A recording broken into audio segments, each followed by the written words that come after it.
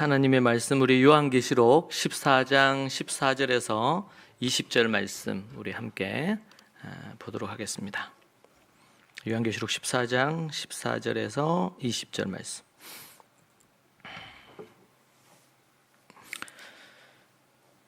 읽겠습니다. 또 내가 보니 흰 구름이 있고 구름 위에 인자와 같은 이가 앉으셨는데 그 머리에는 금 면류관이 있고 그 손에는 예리한 낫을 가졌더라. 또 다른 천사가 성전으로부터 나와 구름 위에 앉은 이를 향하여 큰 음성으로 외쳐 이르되 당신의 낫을 휘둘러 거두소서. 땅의 곡식이 다 익어 거둘 때가 이르렀음이니이다 하니 구름 위에 앉으신 이가 낫을 땅에 휘두르매 땅의 곡식이 거두어지니라. 또 다른 천사가 하늘에 있는 성전에서 나오는데 역시 예리한 낫을 가졌더라. 또 불을 다스리는 다른 천사가 제단으로부터 나와 예리한 낫 가진 자를 향하여 큰 음성으로 불러 이르되 내 예리한 낫을 휘둘러 땅에 포도송이를 거두라. 그 포도가 익었느니라 하더라. 천사가 낫을 땅에 휘둘러 땅에 포도를 거두어 하나님의 진노의 큰 포도주 틀에 던지매 성 밖에서 그 틀이 밟히니 틀에서 피가 나서 말 굴레까지 닿았고 1600 스타디온에 퍼졌더라. 아멘. 오늘 이 말씀으로 순교자의 피와 악인의 피라는 제목으로 함께 말씀을 나누려고 합니다. 저는 이번 주간 지나면서 특별히 하나님께서 깨달음을 주시고 은혜를 주신 부분이 있습니다. 올해 우리 교회가 가졌던 2021년 주제가 뭡니까? 주제가 말씀의 기초 위에 세우라. 말씀의 기초 위에 세우라 부분입니다. 제가 이제 연초에 기도하면서 연초에 기도하면서 하나님 앞에 받았던 말씀인데 이 말씀이 처음에 이 말씀을 받고 한 해를 시작할 때 하나님의 말씀의 기초 위에 세워야 되겠다. 그냥 이렇게 단순하게 생각을 했습니다. 그런데 한 주, 또 한 달, 두 달 지나면서 하나님께서 이 주제를 우리에게 주셨을 때 하나님의 특별한 계획이 있으셨구나 라는 것을 깨달을 수가 있었고, 특별히 이번 주간에는 하나님께서 주시는 이 주제를 주신 하나님의 큰 뜻을 또 새롭게 깨닫는 시간이 되었습니다. 이것은 단순히 하나님의 말씀, 우리가 일반적으로 생각하는 그 기초 위에 서는 것을 넘어서서 우리의 삶의 전 영역에 성경적인 가치와 세계관을 바로 세우는 그런 부분을 하나님이 원하시는구나. 그래서 단순히 2021년뿐만 아니라 우리가 조속히 이 말씀의 기초 위에 기본적인 것들을 속히 세우는 작업을 하는 것이 매우 중요하겠다. 우리가 말씀의 기초 위에 우리를 세우는 것은 우리 어떻게 보면 평생에 해야 될 일이고, 또 우리 교회가 주님 재림하실 때까지 지향해야 될 일일 겁니다. 그런데 이스라엘에서 보면 아이들이 뱃속에 있을 때부터 강보 교육으로, 그리고 또 하나님의 이 말씀 하야 교육으로, 또 이런 부분으로 13살 때까지 바로 밑지바를 하거나 또 20살이 될 때까지 저들에게 이 하나님의 말씀을 그들 안에 세우는 그 작업들을 해가는데, 그것의 기본적인 것 자체를 1차적으로 13살 때까지, 그리고 20살 때까지 어느 정도는 완료를 한다는 것입니다.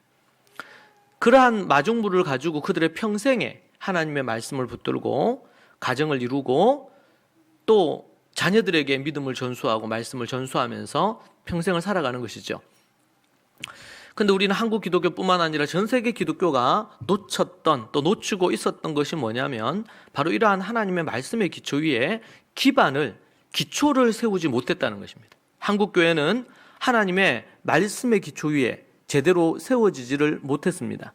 그러다 보니 지금 이런 어려움이 닥치고 시간이 지나고 기독교 역사가 전 세계 역사 중에 가장 짧은 역사죠. 130년 조금 넘는 역사인데 다음 세대의 95%를 다 잃어버리고 있고, 믿는 집의 자녀들이 떠나고 있고, 천만 기독교인에서 지금 추락하고 있습니다. 700만 정도가 되었다고 하죠. 그리고 10년 내지 20년 안에 200만까지도 떨어질 것으로 그렇게 추측하고 있습니다.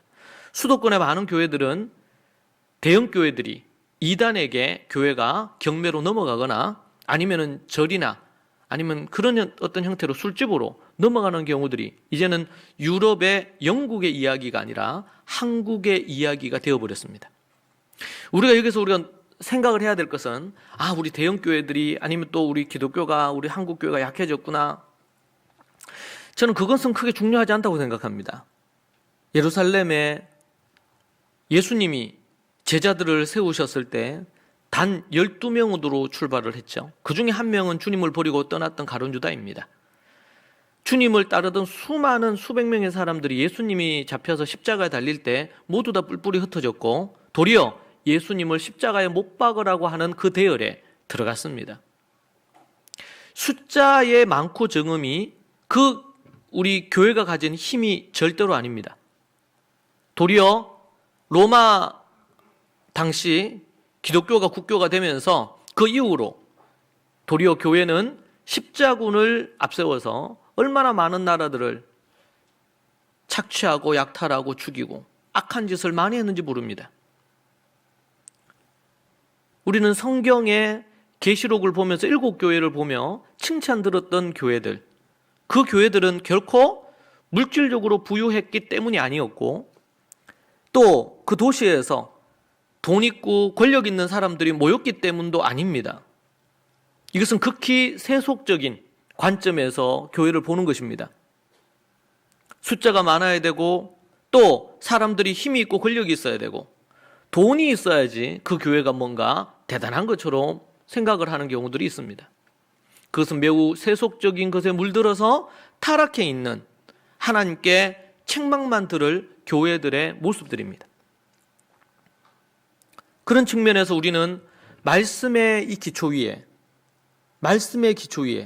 특별히 제가 강조를 하죠. 성경을 연구해야 됩니다. 성경을 공부하지 않고 말씀의 기초 위에 세울 수가 없습니다. 주일날 설교 한 번 듣는 것으로 결코 말씀 위에 자신을 세울 수가 없습니다. 제자가 될 수가 없습니다. 너희는 가서 모든 민족으로 제자를 삼으라. 아버지와 아들과 성령의 이름으로 침례를 베풀고 내가 내게 분부한 모든 것을 가르쳐 지키게 하라. 이것이 우리 주님께서 떠나시면서 교회를 향해서 말씀하신 명령입니다. 모든 민족으로 제자를 삼으라는 것과 제자 삼는 것, 그리고 아버지와 아들과 성령의 이름으로 침례를 베풀라는 것, 마지막으로는 그들에게 하나님의 말씀에 모든 가르친 예수님이 가르치셨던 성경이 요구하고 있는 말씀을 가르쳐 지키게 하라는 것입니다. 말씀을 지켜 행하는 것까지. 행함이 없는 믿음은 죽인 것이듯이 행하는 것까지. 우리가 한 가지 딱 기억해야 된다면 마태복음 28장 18절에서 20절 이 말씀일 것입니다. 우리가 교회로 모이는 이유도 우리가 서로 위로를 얻고 힘을 얻고, 여러분 근데 교회에서 신앙생활 한 지 10년이 됐는데 20년이 됐는데 30년이 됐는데도 이 말씀의 기초가 안 서서 여전히 자신의 내면의 문제를 극복하는 부분이 안 되는, 그래서 다른 사람을 돌아볼 뿐만 아니라 자기를 돌아볼 뿐만 아니라 다른 사람을 돌아보라고 하였는데, 그리고 이 주님이 명령하신 명령을 모든 민족을 제자 삼고 모든 것을 가르쳐 지키게 하고 침례를 베푸는 이 사명을 감당해야 되는데 그러지 못하는 아무런 힘이 없는 그런 이들로 자리한다면 그것은 우리 교회가 매우 잘못된 길로 간다는 증거가 될 것입니다. 우리 대구교회나 아니면은 새롭게 이전을 하여 또 모든 것들을 새롭게 갖추려고 하는 경기교회나 우리는 교회가 무엇인가? 나를 위해 교회가 존재하는 것이 아니라 교회를 위해 내가 존재하고 교회는 바로 주님을 위해 존재해야 하는 것입니다. 이 사실을 망각하는 순간 더 이상 교회다운 교회의 모습을 갖추지 못하고 성도들은 복음에 합당한 성도답지 못한 삶으로 인해 주님에게 큰 책망과 징계를 받을 것이고 하나님 앞에서 어떻게 서야 될지 생각을 해야 되는 것입니다. 그러다 보니까 한국에서도 목사들이, 신학자들이 패거리를 지어 나누어 싸우면서 좌우로 나누어 싸우고, 그리고 갖가지 많은 보수와 진보로 싸우고, 자유주의와 보수 신학으로 싸우고. 네. 여러분, 예수님 당시에도 예수님을 십자가에 못 박은 이들이 누굽니까? 대제사장들이고 바리새인들이고 서기관들입니다. 지금으로 얘기한다면 신학자들이고 목사들이고 교회 중직자들입니다. 그들이 예수님을 십자가에 못 박았습니다. 이스라엘을 누가 타락하게 만들었습니까? 예수님이 얘기했죠. 소경이 소경을 인도하듯이. 소경이 소경을 인도함으로 말미암아 구렁텅이에 빠뜨리는 겁니다. 이건 우리가 잘 분별해야 됩니다. 하나님께서 왜 이런 주제를 주셨나? 말씀의 기초 위에 세우라고 왜 말씀을 주셨나? 하나님께서 우리에게 그러한 목적과 비전을 이루라고. 우리의 시야를 나 개인이나 가정 아니면 우리 교회 정도로 두면 안 됩니다. 예수님이 떠나시면서 12제자 그들에게 명령하신 것, 그리고 그 예수님을 믿음이 부족하지만 따르는 수많은 이들에게 예수님이 얘기하신 것이 바로 그 팔레스틴 땅, 한 번도 그곳을 갈릴리나 예루살렘이나 이곳을 떠나보지 않았던 그 제자들, 베드로나 야고보나 요한이나 이들에게 주님 명령하신 것이 모든 민족을 제자로 삼으라. 이 명령입니다. 그리고 침례를 베풀고 내가 내게 분부한 모든 것을 가르쳐 지키게 하라. 교회의 사명은 바로 이 명령을 지키게 하는 것입니다. 하나님의 말씀, 복음, 하나님의 말씀이 온전히 지켜지도록, 삶으로 살아낼 수 있도록 가르치고, 그렇게 하는데도 불구하고 개인이 그렇게 살 생각이 없고 살려고 노력을 안 해요. 그냥 늘 자기의 일상이 바빠, 자기 삶이 바빠, 종교 생활하듯이 해요. 그런 사람들에게는 10년, 20년, 30년이 지나도 제자리에 있을 것입니다. 제자리. 제가 늘 예를 들지요. 여러분, 우리가 공부를 잘하려면 어떻게 해야 될까요? 아니면 내가 운동을 잘하려면, 뭐 수영이나 이런 걸 내가 잘하려면 어떻게 해야 될까요? 가서 배우고, 코치 받고, 배우고, 훈련해야 되겠죠? 때로는 물도 먹고, 자유형도 배우고, 배영도 배우고.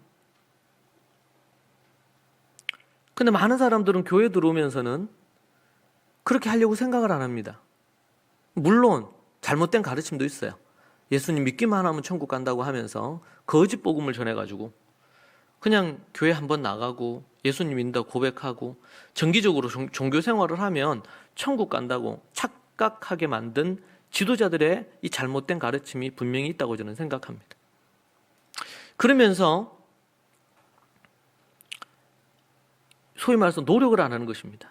내가 수학을 잘하고 싶은데, 요즘 보면 이제 학생들, 우리 대학생들은 이제 시험 기간이죠. 시험을 잘 보려면, 좋은 결과를 얻으려면 공부를 해야 되거든요. 계획을 세우고, 계획을 따라서 되도록이면 미리미리 공부해서 스케줄을 짜고, 외울 건 외우고, 이해할 건 이해하고, 이런 어떤 일련의 과정이 있어야 되겠죠. 영적인 세계도 똑같습니다, 여러분. 육체의 연습, 육체의 운동도 우리 몸에 유익을 주는데 경건의 훈련은 이 생뿐만 아니고 금생뿐만 아니라 내세에 유익을 준다 그랬어요. 내세. 그러니까 우리가 지금 영적으로 훈련하는 것들은요, 이 땅에서 끝나는 게 아니에요. 오늘도 앞에 참 귀한 간증을 했죠. 셀프 리더십에 제가 강의하는 것의 가장 중요한 포인트를 깨닫고 참 잘 적용한 것 같아요. 하나님은 우리를 책임감 있는 존재로 두셨어요. 우리 유명한 신학자인 우리 잔 칼빈이, 원래 그거는 깔뱅이라 그러는데 그분이 프랑스 사람이니까, 존 칼빈은 이 예정론을 얘기했어요. 너무나 중요한 부분입니다, 이 예정론이. 그런데 이 예정론은 인간의 책임성을 무너뜨리지 않아요. 존 칼빈의 예정론과 관련된 그의 기독교 강요를 읽어보면, 그러니까 그 당시에 이 캘빈이 목회하고 그리고 하던 이 제네바시에서 그가 목회를 하고, 그 당시에는 목회를 하던 사람이 그 도시의 지도자기도 했습니다. 그러니까 그들이 소위 말해서 직업 소명입니다. 하나님 앞에 자신의 달란트를 따라 주신 그것을 하나님이 주신 천직으로 여기자. 그렇게 해서 자기가 맡은, 그게 못 하나 박는 일이든 어떤 일이든 거기에 자신의 혼을 담아서 건물을 만들었단 말이에요. 여러분, 그래서 때로는 500년, 1000년, 수천 년이 지나도 건물이 견고해. 왜요? 최선을 다해서. 왜 우리 삼풍백화점이 무너지고 건물들이, 어느 공사에서 만든 건물들이 왜 부실공사가 됩니까? 법은 부실공사가 될 수 없도록 만들어 놨어요. 그런데 그걸 하는 사람들이 다 뇌물 받고 이렇게 해가지고 어떻게 해요? 부실공사를 만드는 겁니다. 그래서 이제 문제들이 생기는 거죠. 겉은 멀쩡한데 속이 문제가 생겨. 곰팡이 피고 물 새고 뭐 문제가 난리가 아니죠. 그 대표적인 것이 여러분, 상품 백화점이 무너지는 겁니다. 그런 부분이 생기는 거예요. 존 칼빈이 인간의 책임성을 무시했느냐? 절대로 그렇지 않습니다. 하나님께서 우리를 택하시고 우리를 이끌어 주신다고 전적인 하나님의 주권에 믿음을 갖는다는 것은, 그것은 하나님을 믿는 믿음을 갖고 전적인 인간의 책임을 갖고 자신의 인생에 최선을 다하는 것입니다. 이 두 가지가 결코 분리될 수가 없어요. 그런데 존 칼빈은 그렇게 가르치지 않았는데, 그 존 칼빈을 따르는 후대의 일부 인물들은 하이퍼 칼비니즘이라 그래서 신학적으로 초 칼비니즘입니다. 우리 주님이 다 하시는데 우리가 기도할 필요 없다. 주님께서 알아서 자기 백성을 구원하시는데 전도할 필요 없다. 이런 식으로 접근하는 이단입니다. 이단에 가까운 그룹들이에요. 이게 하이퍼 칼비니즘이라고 그래요. 따라 하시죠. 하이퍼 칼비니즘. 하이퍼 칼비니즘. 이 정도로 이해하고 있어야 됩니다. 지나치게 하나님의 주권을 강조하면서 뭘 없앴어요? 인간의 책임성을 없앴어요. 이게 문제예요. 그러다 보니까 우리가 어떤 일이 있으면요, 하나님의 뜻대로 지금 이걸 A를 행해야 되는데 예수님께 물어보고 하나님께 물어보고요, 자기가 해야 될 일인데 하나님의 뜻을 찾아보고요. 뭘 하나님의 뜻을 찾을 게 아니고 자기가 해야 되는 일인데, 그런 형태로 이게 치닫게 된 거예요. 자기 책임성. 자기 책임성. 너무 중요한 부분이에요. 공부하는 학생이 공부를 열심히 해야죠. 공부를 열심히 할지 말지 하나님께 그건 하나님께 물을 게 아니에요. 그렇지 않습니까? 그거는 뭐하고 똑같으냐면, 지금 수학 시험을 앞두고 있는데 수학 공부는 아예 안 하고 교회 와서 계속 기도만 하는 거예요. 수학 시험 잘 보게 해달라고. 그 사람만큼 멍청한 사람은 없습니다. 기도해야 될 때 기도하고 공부해야 될 때 공부를 해야지. 이제 이런, 지금 우리 이제 유한겔리온, 셀프 리더십, 뭐 영적 관계, 또 이제 영적 전투, 바라 학교, 이런 것들은요, 기본 개념입니다. 크리스찬 성경이 갖고 있는 기본 개념이 명확해야 됩니다. 여러분, 이걸 한번 유한겔리온 한번 들었다고, 셀프 리더십 한번 들었다고 이게 끝나느냐? 아니에요. 그게 삶으로 살아낼 때까지 노력해야 됩니다. 저 개인적으로는 셀프 리더십에 대한 것을 깨달으면서 제 인생이 완전히 바뀌었습니다. 너무 중요한 개념이에요. 왜냐면 저도 그전에는 그렇게 젖어 있었으니까.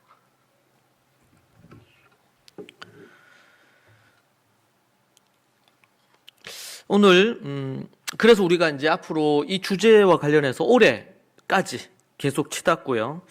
제가 이제 지난 10년 가까이를 돌아보면 2012년부터 제가 토다의 삶도 쓰고 그런 부분에 대한 것들을 시작했기 때문에 이제 10년이 됐습니다. 2021년. 지금 올해가 지나면 만 10년이 이제 꽉 차는 것이죠. 우리 하야 캠프도 올해 여름 8월 달에 하면은 만 10년이 됩니다. 만 10년이. 이게 이렇게까지 계속 될지 모르겠어요. 20기를 하니까. 참 특별한 시간이기도 합니다. 10년. 제가 예전에 그 글을 썼죠. 제가 토다의 칼럼에 썼는지 아니면은 우리 주보에 목회서신으로 썼는지 제가 정확히 기억이 안 나는데 올해 2021년 봄은 저에게 좀 특별한 봄이었습니다. 그전 한 2월, 3월, 4월 이 봄을 지나면서 성경과 돈에 대해서 첫 주제를 다루었습니다. 간간히 한두 주 설교를 한 적은 있지만 한 3개월 가까이를 그 주제를 다루기는 이번이 처음이었습니다. 뭐 그 외에 이제 절기라든지 이런 것들은 우리가 예전부터도 다루긴 했죠. 앞으로 제가 은퇴하기까지 목회하는 동안 이 하나님의 말씀 위에 기초 위에 세우라는 이 부분에 있어서 제가 얼마나 하고 할 수 있을지 이번 주간은 지나면서 생각을 했어요. 그래서 좀 더 토다의 부분에 책별로 지난 10년 동안 왔는데 좀 더 속도가 붙어야 되겠다 생각도 들고, 그리고 또 주제별로 성경을 제대로 이렇게 가르쳐 지킬 수 있도록 그것을 정리해서 가르치는 것이 필요하겠다. 학교에서 우리 학생들에게도 가르치지만 성도들에게. 여러분들은 제가 그렇게 하려고 애를 쓰는데 여러분들은 그것을 받아서 여러분의 것으로 소화해서 내면화해서 그렇게 살아내는 것이 여러분의 몫입니다. 그 일을 위해서 제가 나름대로 최선을 다하겠지만 지난 10년 동안에도 최선을 다해왔고 또 뭐 그럼에도 불구하고 부족한 부분이 있었을 겁니다. 앞으로 향후 10년도 그렇게 달려가게 될 겁니다. 문제는 그것을 어떻게 가르치는 저 자신도 저 자신에게 어떻게 적용할 것이며 배우는 여러분들도 그것을 어떻게 여러분의 삶 가운데 여러분 자신 안에 먼저 내면화하고 더 나아가서 자녀들에게 그리고 전수하고 또 만나는 사람들에게 복음을 전하고 가르쳐 지키게 할 수 있도록. 여러분 우리 존재가 우리가 하나님을 알고 하나님의 말씀을 모든 가르쳐 지키게 하라는 것을 지켜 행하는 삶을 사는 것. 그 대표적인 것이 제가 지난 20년 가까이를 교육과 관련된 거, 자녀 교육과 관련된 거, 가정과 관련된 걸 했습니다. 여러분 그것을 받아서 내면화하고 가정에서 그것을 순종해서 한 분들은 정말 가정이, 자녀들이, 부부가, 가정이 온전하게 세워집니다. 세워졌고요. 여러분 온전히 세워진 가정만큼 강력한 전도의 도구는 없어요. 이것보다 더 강력한 소금과 빛에 영향력을 미칠 수 있는 게 있을까요? 여러분 우리가 전도를 할 때 싸구려로 뭔가를 팔듯이 전도하면 안 됩니다. 우리의 입술의 어떤 말, 우리가 외운 어떤 전도 문구로 전도하는 게 아닙니다. 물론 그것도 필요합니다. 그것은 출발에 필요하죠. 그러나 더 강력한 무기는 우리의 삶입니다. 내가 어떻게 복음으로 인해서 하나님의 말씀으로 인해서 어떻게 변화되었느냐, 변화된 삶을 살고 있느냐, 그리고 나를 만나는 사람에게 어떠한 영향력을 미쳐서 변화를 일으킬 수 있느냐. 여러분 이것이 가장 강력한 부분입니다. 근데 저는 제가 생각할 때 한국교회, 우리 교회를 포함해서 기독교 역사 130년 동안 그 부분을 놓치지 않았나 저는 생각합니다. 종교 생활을 하고 사람들을 교회로 때로는 전도도 하고 그렇게 했었지만 그들에게 침례를 베풀고 우리 주님이 말씀하신 모든 것을 가르쳐 지키게 하는 것을, 믿음과 착한 양심이 그들의 인생 가운데 만들어지고 가정과 개인의 내면의 셀프 리더십과 영적인 관계를 통해 안정감과 삶의 모든 영역에 돈에 관련된 거, 비즈니스에 관련된 거, 삶의 모든 부분에 하나님의 뜻을 알고 그것을 실천하는, 그렇게 함으로 놀라운 역사가 일어나는, 여러분 그것보다 더 강력한 전도의 도구는 없습니다. 여러분, 그게 물론 우리가 예수님의 십자가와 부활의 복음을 우리 입술로 고백하고 그들에게 전해야 됩니다. 자, 그런데 우리 한국 사람들 중에 그 진리의 말씀을 한 번도 안 들어본 사람은 거의 없을 겁니다. 어떤 형태로든 전도지가 됐던 아니면 지인을 통해서든 들었을 것입니다.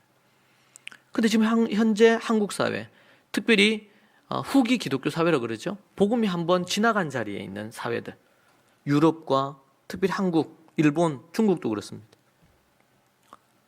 근데 그들에게 가장 큰 문제는 뭡니까? 성도와 교회의 타락입니다. 그것이 그 사회에 미치는 파장과 영향이 매우 큰 것이죠. 그래서 우리는 뉴스에서 최근에도 보면 어느 뉴스, 어느 방송사가 집중적으로 목회자와 교회의 비리만 파헤치는 방송사가 있더라고. 예, 올해 들어가지고 그 부분에, 그러니까 좀 약간 이거는 사실관계나 이런 것들이 미흡한데도 막 다루는 걸 봤어요. 제가 계속 그걸 다룹니다. 끝까지 판다는 거죠. 끝까지. 그러니까 의도적으로 교회를 상대로 한 그런, 소위 말해서 그런 세력들이 있습니다. 분명히. 그런데 우리 교회들은 그 부분을 잘 분별을 해야 될 뿐만 아니고 또 한면으로는 과연 우리가 하나님 앞에 의로운가, 정결한가, 이것을 살펴야 됩니다. 그것은 우리 계시록의 7교회에 대한 이해는 참 중요한 부분입니다. 그 부분을 우리가 잘 이해하고 생각하면 좋겠습니다. 여러분들에게 제가 이 얘기를 하는 이유는 우리가 지금 어디로, 무엇을 향해 가고 있는지를 우리가 알고 여러분 개인과 가정이 살아야 되기 때문에 그렇습니다. 단순히 그냥 주일이 되니까 교회에 오고 또 성경을 좀 봐야 되니까, 기도를 해야 되니까 하는 것 정도가 아니고, 내가 가야 되는 목표와 방향이 무엇인지, 그래서 지금 오늘 내가 무엇을 해야 될지. 혹시 우리 가운데 믿음이 약해진 분들이 있습니까? 믿음이 떨어진 분들이 있습니까? 다시 연약한 무릎을 이렇게 세우시고 나아가십시오. 믿음으로 계속 도전해가며 나아가는데 지쳐 있습니까? 여러분 다시금 힘을 내십시오. 6월은 우리가 이 국가의 절기로는 호국 보훈의 달이죠. 이 나라를 지키기 위해서 수고하고 애쓴 분들이 얼마나 많습니까? 그들의 피가 없이는 우리가 이 나라가 지금 이 자유를 누리면서 이 경제 성장을 이룰 수 없었을 것입니다. 너무 중요한 우리 국가적인 달입니다. 호국의 달. 우리 성도들에게는요, 성령의 달입니다. 성령 충만의 달입니다. 우리가 하나님의 말씀과 기도로 충만해져서 우리가 정말 하나님 앞에 말씀의 기초 위에 서서 믿음으로 살아가는 삶을 살아야 될 줄로 믿습니다. 오늘 우리가 보고 있는 이 말씀을 통해 우리는 몇 가지 중요한 개념을 우리가 또 배울 수가 있습니다. 계시록 14장 말씀에 첫 번째는 뭐냐면요, 구름 위에 앉아 계신 분이 14절에 등장합니다. 14절, 또 내가 보니 흰 구름이 있고 구름 위에 인자와 같은 이가 앉으셨는데, 이 인자와 같은 분은 누굽니까? 예수 그리스도 예수십니다. 그 머리에는 금면류관이 있습니다. 그분은 왕이시죠. 그리고 그 손에는, 이 왕이 그냥 평화로운 시대의 왕이 아니고 예리한 낫을 가졌습니다. 이것은 마지막 때의 추수를 얘기하는 것입니다.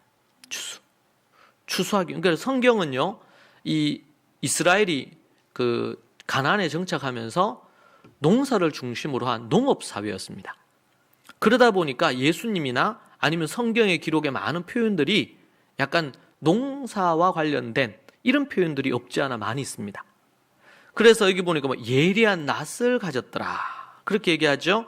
그리고 15절에도 보면 또 다른 천사가 성전으로 나와 구름 위에 앉은 이를 향하여, 인자죠, 그리스도 예수님을 큰 음성으로 외치려되 당신의 낫을 휘둘러 거두소서. 땅의 곡식이 다 익어 거둘 때가 이르렀음이니이다.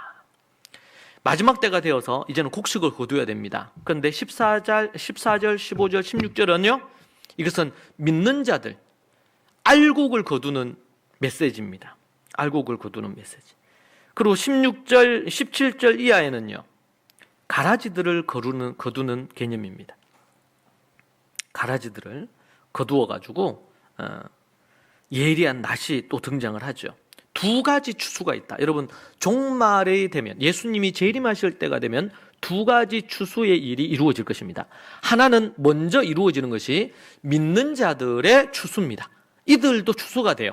하나님께서, 예수님께서 거두십니다. 그래서 어떻게 해요? 그 전까지는 어떻게 해요? 이 알곡과 가라지, 이것을 그냥 동시에 둡니다. 왜 동시에 둡니까? 알곡도 뽑힐까 싶어가지고 그냥 둡니다. 그런데 주님 마지막 때가 되면 갈라놓습니다. 알곡과 가라지가 갈라집니다. 양과 염소가 갈라집니다. 모든 것이 선명해지고 분명해집니다. 최근에도 어느 한국의 대표적인 유명한 큐티 책을 발간하고 성경 읽기, 성경 묵상과 관련해서 유명한 그 일을 하고 있는 대표적인 한국에서 탑 1에 속하는 그런 부분이죠. 근데 거기에서 성경을 왜곡되게 한 것 때문에 제가 그 관련된 기사를 이번 주에 쭉 살펴봤습니다. 근데 제가 보면서 참 너무 실망스러웠습니다. 저희들도 우리가 토다의 삶을 제가 만들고 이렇게 하지만 만약에 그것도 청소년들을 위한 교재였어요. 큐티 교재. 근데 거기에 어느 경제학자가 거기에 글을 썼는데 여러분들이 뭐 나중에 집에 찾아서 검색해 보시면 다 나옵니다. 그 내용에 이 달란트 비유, 제가 여러분에게도 설교를 여러 번 했었습니다. 달란트 비유, 그 비유를 하면서 1달란트 받은 자가 이 주인에게 그렇게 얘기했잖아요. 당신은 소위 말해서 이제 해설을 하면 피도 눈물도 없는 인간이다. 그래서 내가 이것을 갖고 당신이 시키는 대로 달란트를 갖고 하지 않고 묻어뒀다. 여기 있으니까. 그러니까 이 주인이 뭐라 그럽니까? 이자라도 왜 챙겨오지 않고 왜 땅에 묻어뒀느냐. 그러면서 뭐라 그랬죠? 악하고 게으른 종아. 여러분, 이 본문을 갖고 어떻게 이 경제학자가 해설을 했냐면, 이 1달란트 받은 자가 가진 자들을 향해서 혁명을 일으키는 그런 존재로 그렇게 해석을 한 겁니다. 그 경제학, 그 사람은 신학자가 아니니까 경제학자가 그렇게 얘기를 했는데, 그 경제학자가 자기가 스스로 성경을 그렇게 해석했겠어요? 자유주의 신학자들이나 아니면은 왜곡된 성경 해석자들의 해석과 관련된 그 뿌리를 찾아 들어가면 나옵니다. 그렇게 해석하는. 여러분, 그렇게 성경을 해석하는 자들은 적그리스도입니다. 요한 1세에 나오는. 근데 그것을 청소년 큐티칩에 그걸 넣어놨어요. 시리즈물로. 여러분, 서로 그게 이제 어떻게 그쪽에서 변명을 했냐면 이런 겁니다. 성경 본문도 아니고 그걸 이제 읽을 거리로 넣어놓은 부분에 있어서 미처 그것을 제대로 감수하지 못했다. 근데 그게 이제 5월달인가 그게 됐는데 6월달에 또 이어서 나온 겁니다. 3, 4월에 그게 먼저 연재가 됐고 그 다음에 이제 5, 6월에 연재가 됐는데, 그래서 왜 그 책은 그러면 수거하고 이 폐기를 안 했느냐. 이미 책을 다 찍어가지고. 저는 그 대목을 읽으면서 너무 충격받았어요. 사람이 실수할 수 있다고 칩시다. 만약에 그런 일이 있었다. 제가 만약에 예를 들면 여러분에게 그런 설교를 했다. 그런 설교를 여러분에게 그 본문으로 그런 설교를 했다 칩시다. 그럼 여러분들은 교회를 떠나셔야 돼요. 그런 교회는.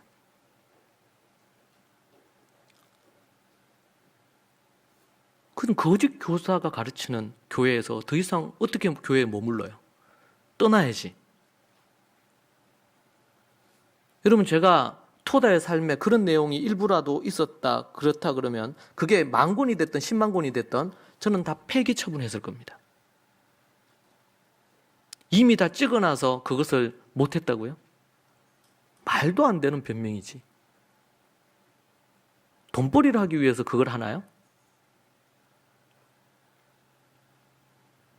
대표적인 한국의 큐티를 만드는 부분에 집필진들이 도대체 어떤 의식을 갖고 있는 집필진들을 쓰기에 그 모양으로 하는지 저는 도저히 이해가 안 됩니다.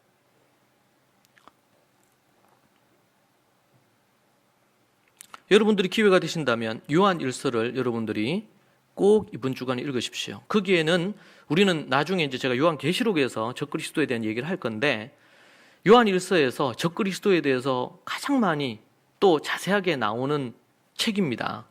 요한일서가. 적그리스도가 누군지, 단순히 그것은 뿔 달린 뭐 어떤 사탄을 얘기하는 게 아닙니다. 제가 여러분에게 이 얘기를 하는 이유는 어느 단체를 아니 뭐 어느 목사를 제가 비판하고자 하는 마음이 하나도 없습니다. 제가 목회하는 우리 사랑하는 교회 성도들이 분별력을 가지라고 얘기하는 겁니다. 요즘은 워낙 인터넷으로도 유튜브로도 정보의 홍수의 시대잖아요. 보려고 한다면은 손으로 몇 번 터치만 하면은 유명 목사들 설교, 신학자들 설교, 좋은 이런 뭐 교재나 자료, 책들 그냥 다 볼 수 있지 않습니까? 근데 중요한 건 그걸 많이 보고 많이 아느냐 중요한 게 아니고 그건 분별해낼 수 있는 능력이 있느냐. 구원파부터 시작해서 이단에 수만 명이, 수십만 명이 크리스찬들이 가 있다는 것은 그것은 정말 부끄러운 일입니다. 한국 교회에 있어서. 왜 그렇습니까? 성경을 연구 안 하니까요. 크리스찬들이. 교회가 제가 최근에도 큰 교회 몇 군데를 갔습니다. 그래서 제가 집회를 하면서 제 교제와 관련된 부분 얘기했습니다. 분명히 성도들의 눈높이에 맞춰가지고 뭔가를 가르친다는 것은 중요하다고 생각합니다. 알아듣지도 못할 얘기를 하는 거야 잘못된 것이겠죠. 그런데 제가 몇 군데를 가면서 참 안타까운 것은 성도들이 이해할 정도의 수준으로 거기에만 맞추어가지고 모든 걸 해간다는 겁니다. 여러분 초기에는 그럴 수 있습니다. 근데 시간이 지나면서 이 사람들이 교회를 1년, 2년, 3년, 5년, 10년을 다니면 단단한 음식도 먹어야 되지 않겠습니까?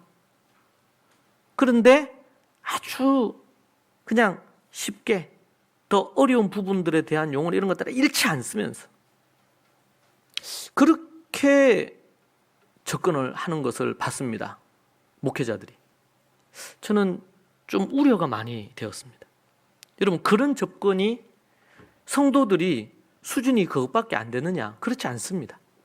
제가 우리 어린 아이들을 교육해 보면서 느끼는 것은 제가 한 4년 전부터인가 그렇게 했잖아요. 우리 다라시 하는 거를. 그때 어떤 한 분은 그런 부분에 나중에 간증을 썼더라고요. 아니 목사님 저 어린애 신학생 될 애들도 아니고 저런 어린애들을 중학생, 초등학생 데리고 성경을 연구하는 법을 가르친다고 저것들이 뭐 이해나 하겠나? 근데 제가 그걸 하면서 제가 대학생 사역도 했잖아요. 근데 대학생들보다 훨씬 더 잘하더라고요. 어리면 어릴수록 이게 효과가 큰 것 같아. 제가 너무 충격을 받고 놀랐고 그 이후로 지금 몇 년 동안 하면서요. 아이들이 스피치하는 지난 기수에는 스피치 훈련을 전문적으로 좀 더 시켰죠.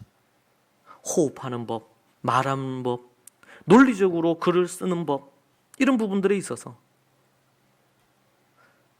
어느 누군가가 얘기하는 목회자가 얘기한 것처럼 평신도가 아니고 병신도라고 얘기하는 참 죄송합니다만은 그런 표현들을 써요. 성도들을 무식하고 그냥 쓸모없게 만들어놔야 목사가 하자는 대로 한다는 거죠. 반기독교적인 의식입니다. 저는 그런 부분에서 우리 성도들이 성경을 보면서 원어를 찾아보고 요즘은요 성경을 읽거나 묵상하거나 연구하기엔 너무 좋은 시대야. 그렇지 않아요?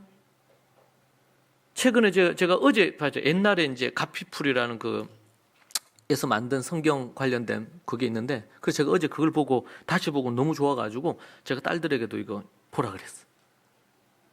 여러 성경 관련된 그게 있죠. 제가 예전에 드라마 바이블도 여러분에게 소개를 했고, 또 원어를 찾아볼 수 있는 빅트리 뭐 이런 성경 앱도, 그 뭐 만 원 하든 얼마를 하든 간에 그거는 사서 쓸만한 가치가 있는 거죠. 근데 이제 제가 최근 이걸 제가 보기, 옛날에 깔아놨는데 이게 별로 그렇게 또 실용성이 없는 것 같아서 안 썼다가 최근에 많이 이게 업그레이드가 됐더라. 그래서 제가 며칠 쭉 살폈는데, 여러분 그 성경에 딱 보는데요, 거기에 관주까지 해놨어. 거기에. 그래서 그 관주 그거를 딱 누르면 관련된 성경 구절이 딱 떠. 야, 참 세상에 그런 게 딱 떠. 딱 떠서 그 읽으니까 이게 관주가 돼서 참 성경을 이해하는 데 큰 도움이 돼요. 그리고 거기에 만약에 내가 깨달음을 줬고 싶어, 그럼 바로 노트를 하면 돼.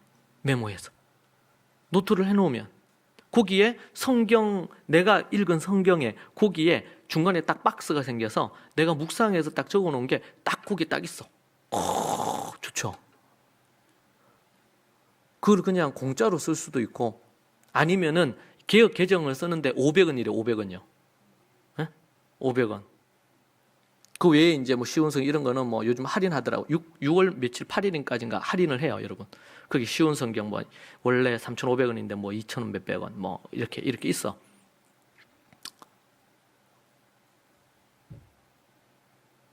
그럼 한국 사회에서 한국인이, 한국 크리스찬들이 성경을 연구하지 않는다. 여러분 일본은 그런 앱 자체가 없어요. 일본은 기독교 인구가 숫자가 적으니까 이걸 만들 수가 없어. 주석도 없고요. 성경 프로그램, 우리는 제가 여러분에게 공짜로 그거 하는 성경 프로그램 깔아드렸잖아. 저한테 교육받은 분들은.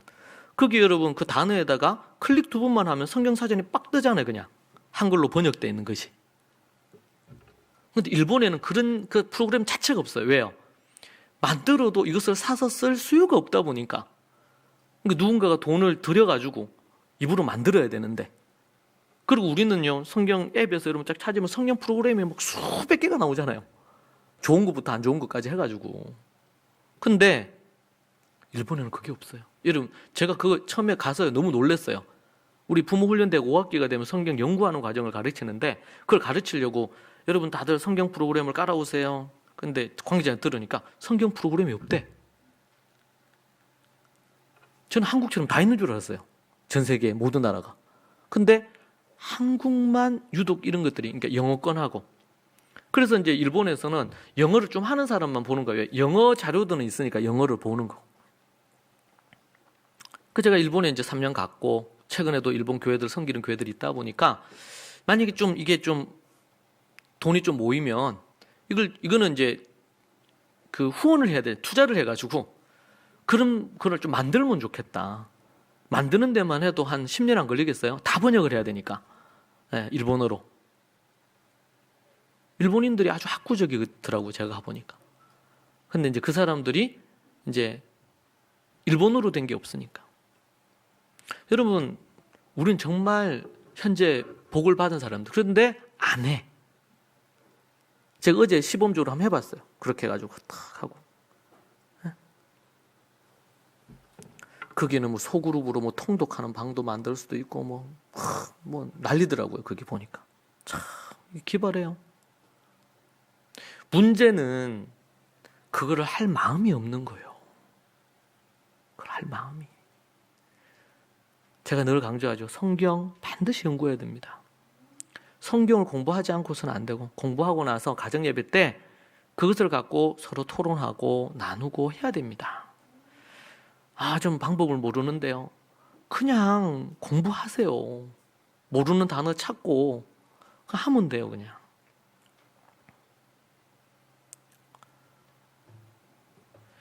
다시 돌아와서 두 가지 추수가 있다. 두 가지 추수가. 하나는 믿는 자들의 추수가 있고, 하나는 믿지 않는 자들의 심판의 추수가 있다. 그런데 이 추수는 완전히 180도 달라요.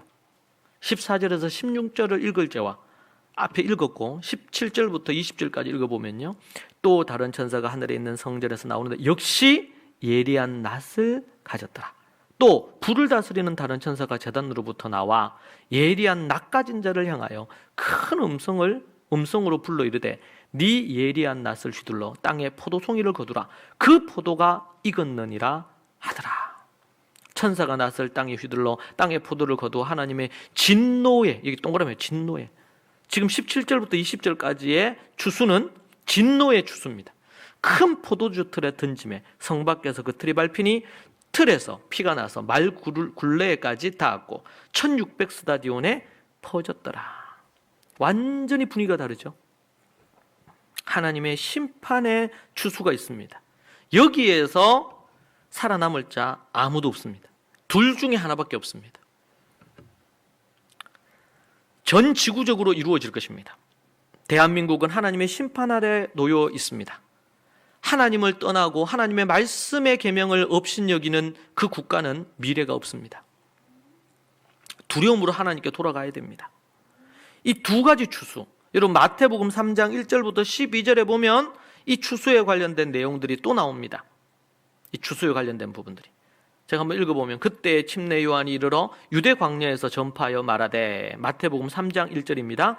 회개하라 천국이 가까이 왔느니라 하였으니 그는 선지자 이사야를 통하여 말씀하신 자라 일렀으되 광야에 외치는 자의 소리가 있어 이르되 너희는 주의 길을 준비하라. 그가 오실 길을 곧게 하라 하였느니라. 이 요한은 낙타 트롯을 입고 허리에 가죽띠를 띠고 음식은 메뚜기와 석청이었더라.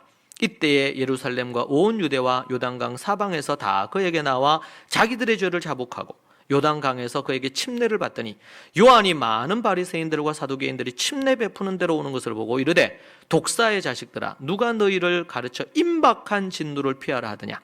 그러므로 회개에 합당한 열매를 맺고 속으로 아브라함이 우리 조상이라고 생각하지 말라. 내가 너희에게 이르노니 하나님이 능히 이 돌들로도 아브라함의 자손이 되게 하시리라. 이미 도끼가 나무 뿌리에 놓였으니 좋은 열매를 맺지 아니하는 나무마다 찍혀 불에 던져지리라. 나는 너희로 회개하게 하기 위하여 물로 침례를 베풀거니와 내 뒤에 오시는 이는 나보다 능력이 많으시니 나는 그의 신을 들기도 감당하지 못하겠노라.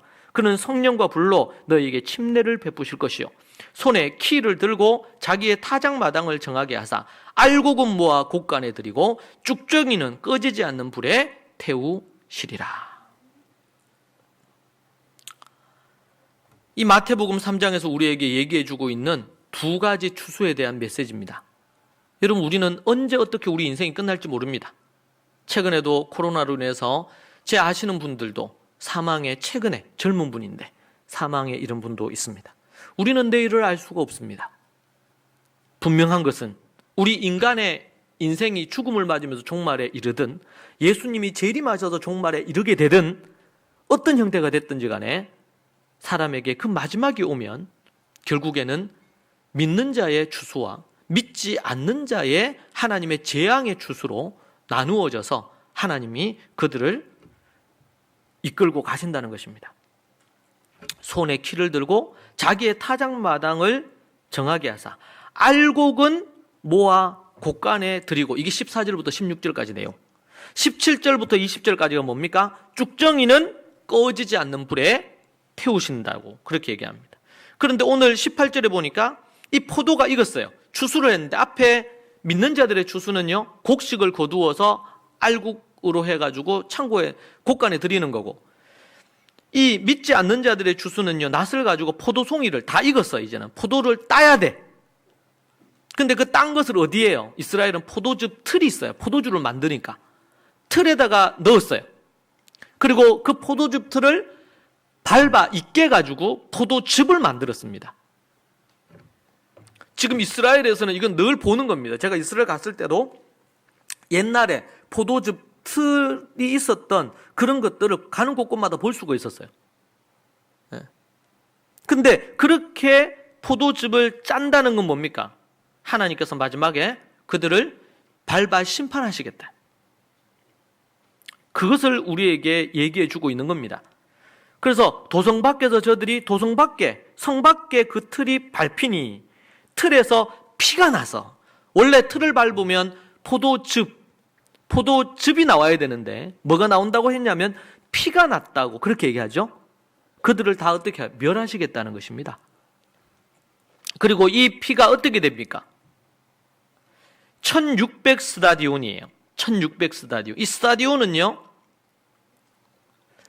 이 스타디온, 1스타디온, 이게 약 192m라고 합니다. 192m. 그래서 1스타디온이 192m니까 1600 스타디온은요, 307km 정도 돼요. 307km. 지금 대구에서 서울까지가 한 350 정도 되죠. 350km 정도. 그 정도의 거리에 뭐가요? 피가 낭자하게 퍼질 거라는 거예요. 정말 무서운 말씀입니다. 짐승의 표를 받고 사단을 숭배하면서 자신의 정욕을 따라 자신이 원하는 대로 사는 자들의 최후가 어떻게 될 것이냐, 하나님께서 이렇게 하신다는 것이죠. 이것이 바로 앞에서 우리가 마태복음 3장에서 봤던 것처럼 하나님이 심판하시는 내용입니다. 사랑하는 여러분, 우리는 요한계시록을 통해서 믿는 자들, 순교자들의 피를 흘리게 한 이 큰 성 바벨론과 그리고 사단, 짐승의 표를 받은 자들에 의해서 심판받은 순교자들의 피를 우리는 기억합니다. 동일하게 피긴 피인데 순교자의 피가 아니라 여기서는 어떤 피입니까? 짐승의 표를 받아 하나님을 대적하면서 악을 저질렀던 악인들의 피가 이렇게 흐를 거라는 겁니다. 우리는 마지막까지 할 수 있는 대로 복음을 전해야 됩니다. 왜? 믿지 않는 자들, 주님의 계명을 지키지 않는 자들은 모두 다 이렇게 될 것이기 때문에 그렇습니다. 긍휼히 여기고 불쌍히 여기면서 그렇게 해야 됩니다. 그런데 저들이 끝까지 하나님 앞에 회개하지 않고 돌이키는 자들은 하나님의 긍휼과 자비와 사랑이 끝이 없는 것이 아닙니다. 어느 시점이 되면 더 이상 저들을 내버려 두시면서 심판의 자리에서 건지시지 않는 분이십니다. 이것이 마지막에 일어날 일들입니다. 이미 지금도 사무엘이 이새의 집에 갔을 때, 다윗에게 기름을 붓기 위해서 갔을 때, 첫째부터 시작해서 딱 썼을 때 이미 하나님이 이를 버렸다 그러죠. 하나님이 이미 버린 겁니다. 왜 버렸습니까? 양심을 더럽히고 양심이 화인을 맞았습니다. 타락해서 더 이상 하나님이 들어갈 틈이 없는 겁니다. 그런 이들에게 더 이상의 기회는 없습니다. 회개하고 돌이켜야 되는데 회개하고 돌이키지 않고 갈수록 더 악을 행하고 더 만행을 저지르고, 그들에게는 회개할 기회가 없고 성령을 회방하는 죄입니다. 용서받지 못할 죄에 이르는 것입니다. 그런데 세상은 지금도 내 자식 좋은 대학 보내고 내 자식 좋은 직장 가서 좋은 연방 받게 하고 내 자식 어떻게 하고 여기에 초점이 있단 말이에요. 내가 어떤 권력의 자리에 서고 내가 어떤 힘 있는 자리에 서고, 여러분, 권력이 바뀌고 갖가지 많은 것들이 바뀌어도 이 땅의 불의함은 계속될 것입니다. 조금 낫고 조금 덜할 뿐입니다.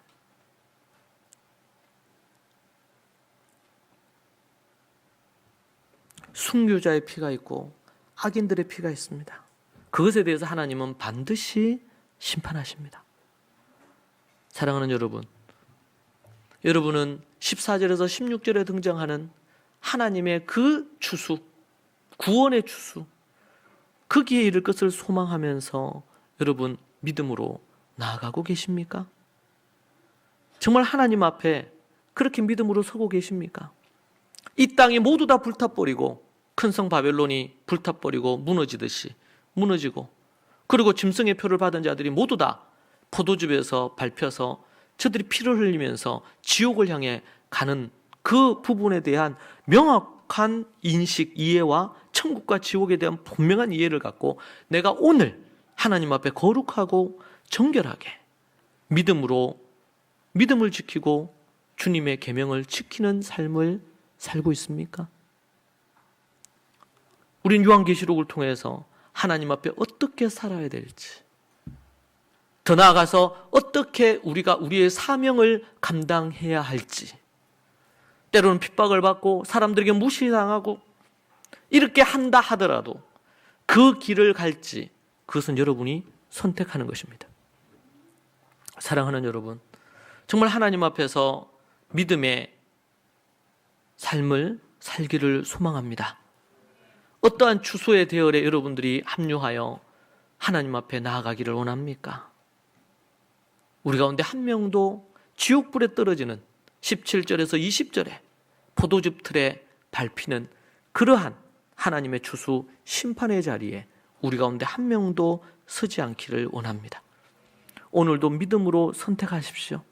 믿음으로 도전하십시오. 한 주가 시작되는 이 주일, 이날로부터 시작해서 이 한 주를 여러분 그렇게 믿음의 도전을 하시면서 한 주 동안 하나님 앞에 거룩하고 정결한 제물로 하나님께 올려드리고 그 모습으로 하나님 앞에 예배의 자리에 서셔서 하나님께 여러분을 제물로 올려드리십시오. 배우는 일에 힘을 쓰시고 배워 실천하고 그렇게 하는 것으로 애쓰십시오. 여전히 어린아이 단계에 머무르지 마시고 이제는 청년이 되고 다른 사람을 주께로 인도하고 그들을 올바르게 가르칠 수 있는 사람이 되십시오.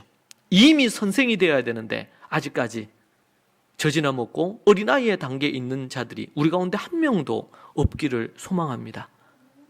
여러분의 삶 가운데 하나님이 기뻐하시는 그런 믿음의 순교자의 피에 순교하는 믿음의 그 대열에 그 라인에 우리가 서기를 원하지 악인들의 피의 대열에 여러분이 있기를 원하지 않습니다. 기도하겠습니다. 살아계신 하나님 아버지 감사합니다. 날마다 새 힘과 새 능력 주셔서 오직 주님의 말씀조차 살아가는 우리 믿음의 식구들이 다 되게 하옵소서. 노년에 있는 어른부터 어린아이에 이르기까지 하나님의 말씀 따라 온전히 믿음으로 나아가는 자들이 되게 하시고 이 세상이 갈수록 타락해가고 교회마저 이제는 목사와 신학자들마저 안전하게 믿을 수 없는 시대가 되었는데 믿음으로 잘 하나님의 말씀을 분별하여 정말 하나님의 말씀에 스데반과 빌립과 같은 집사로 하나님의 일꾼으로 모두 다 서서 시대를 분별할 수 있도록 주님 도와주시고 하나님 앞에 쓰임받는 착하고 충성된 종들 될 수 있도록 인도하여 주시옵소서. 예수님 이름으로 기도합니다. 아멘.